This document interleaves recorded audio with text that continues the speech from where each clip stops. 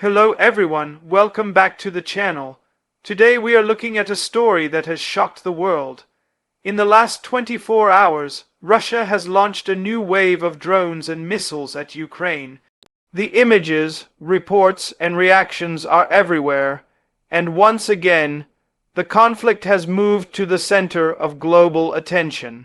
To help make sense of it all, let's break down what happened, how it looks from the outside, what it feels like from the inside, how both sides are performing, what safety measures are in place, what makes this round of attacks stand out, what the cost of all of this really is, and finally what it all means for the future. From the outside, the picture is dramatic.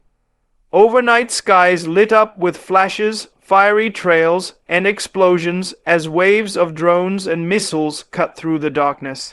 Ukrainian air defenses fired back, intercepting many, but some still struck key infrastructure and residential areas. To the casual observer, it almost resembles a military demonstration, a show of strength meant to impress and intimidate. Russia has consistently used long-range strikes as a tool not just to damage Ukraine's capacity, but also to send a message to the international community. This time, the number of projectiles, the timing, and the targets all seemed carefully chosen to display reach and persistence. From this exterior perspective, it is both a calculated move and a chilling reminder of how modern warfare unfolds before global eyes. Inside Ukraine, the situation looks very different. Away from the satellite imagery and video clips, there are millions of people who once again found themselves running to shelters, listening to sirens, or waking up in the middle of the night to the sound of impacts nearby. Families crowd into basements, sometimes spending hours waiting for the all-clear. Children try to sleep while parents watch the news on phones, hoping for updates on whether their city was hit or spared. Infrastructure damage means temporary blackouts, disruptions in heating, and water supply interruptions in some areas. For ordinary Ukrainians, it is not about analyzing military strategy, but simply enduring another day of fear and uncertainty.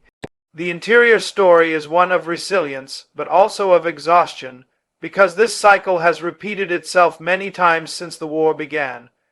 Yet the determination to continue living, to continue resisting, and to continue hoping remains a striking element of Ukraine's social fabric.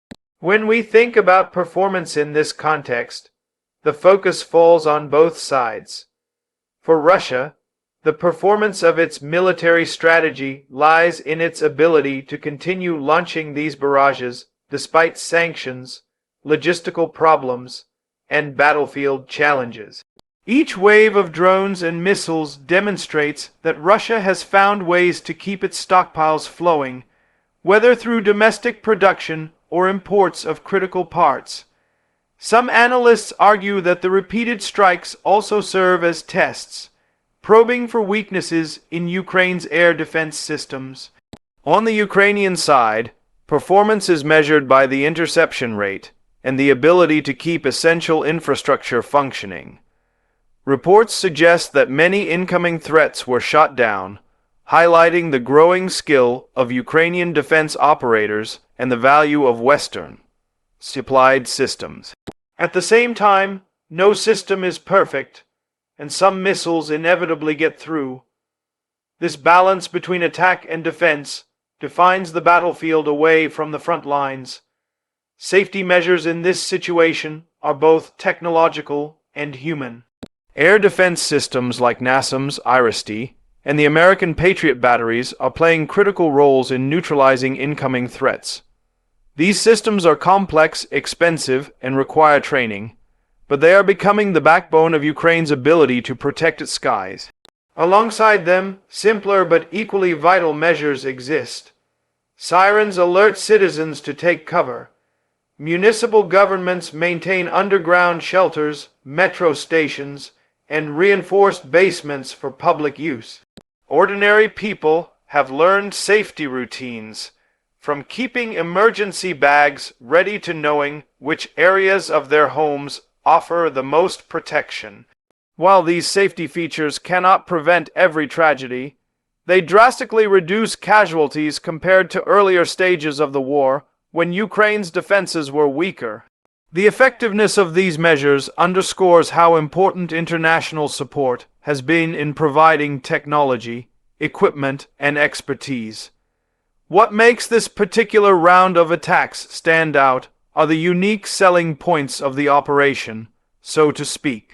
First, the scale and timing were unusual, with drones and missiles used together in coordinated waves. This suggests planning aimed not only at military targets, but also at overwhelming defenses through sheer numbers. Second, the targets included energy infrastructure, a tactic designed to cause long-term disruptions as the colder months approach. Third, the international reaction has been swift and pointed. Allies of Ukraine have condemned the strikes, while discussions about further aid packages are accelerating. Each new attack seems to strengthen the resolve of Ukraine's partners rather than weaken it.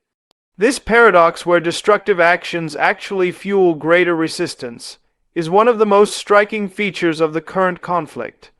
But nothing comes without cost, and the price here is enormous. On the material level, Ukraine spends valuable resources each time it launches expensive interceptors to take down comparatively cheap drones.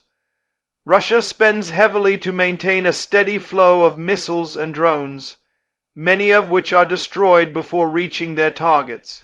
The financial burden is immense on both sides, but the heaviest price is human. Lives are lost, families are displaced, and communities are shattered. Each new attack adds to the psychological toll, deepening trauma and leaving scars that will last for generations. Beyond the borders of Ukraine, the world also pays a price. Energy markets react. Global food supplies face disruptions when Ukraine's export routes are threatened, and international relations grow more strained. In many ways, the conflict has become a shared global burden, not just a regional one. When drawing conclusions, we can see several clear lessons. First, Russia's reliance on drone and missile strikes shows both persistence and limitation. It is a demonstration of power, but also an admission that progress on the ground remains difficult. Second, Ukraine's defense capabilities have grown significantly thanks to international aid, but they remain under constant pressure. Third, the resilience of the Ukrainian people continues to inspire allies and frustrate opponents. And finally, the broader world is learning that modern warfare is not confined to battlefields. It spreads through energy markets, food supplies, and international politics, touching lives far beyond the immediate conflict zone. In the end, the events of the last 24 hours remind us that this is not just a military contest, but also a struggle of endurance, values, and narratives. Russia is trying to project strength, but each strike risks further uniting Ukraine's supporters. Ukraine, despite the devastation, continues to hold on, showing that resilience and determination can blunt even the heaviest blows. For the international community, the shock of these attacks is a call to remain engaged, to continue supporting defenses, and to push for eventual peace. While the cost is high and the road ahead uncertain, what we have seen once again is that in moments of crisis, the strength of a people and the unity of their allies can stand against even the fiercest storms.